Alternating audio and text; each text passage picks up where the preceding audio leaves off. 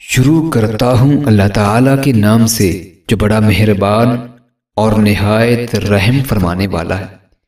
سیدنا ابو بکرہ رضی اللہ تعالیٰ عنہ سے مروی ہے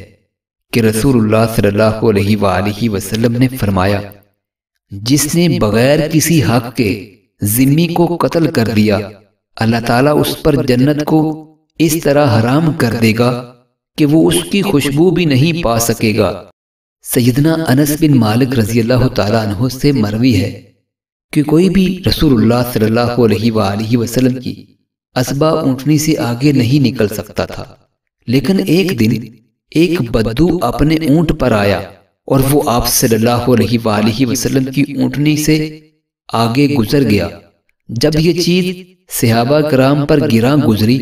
تو آپ صلی اللہ علیہ وآلہ وسلم نے فرمایا، بے شک یہ اللہ تعالیٰ پر حق ہے کہ وہ اس دنیا کی جس چیز کو بلندی عطا کرتا ہے پھر اس کی حیثیت کو گراتا بھی ہے۔ حضرت ابو بکر بن ابو موسیٰ اشعری رضی اللہ تعالیٰ عنہما فرماتے ہیں کہ جب اللہ تعالیٰ نے حضرت آدم علیہ السلام کو جنت سے نکالا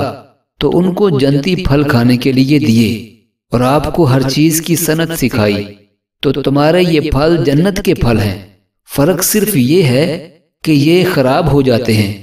اور وہ خراب نہیں ہوتے۔ مقدام بن مادی کرب رضی اللہ تعالیٰ عنہ فرماتے ہیں کہ نبی اکرم صلی اللہ علیہ وآلہ وسلم نے ارشاد فرمایا، اللہ تعالیٰ تمہیں حکم دیتا ہے کہ جو زیادہ قریبی رشتہ دار ہو اس کے ساتھ اتنا زیادہ حسن سلوک کرو۔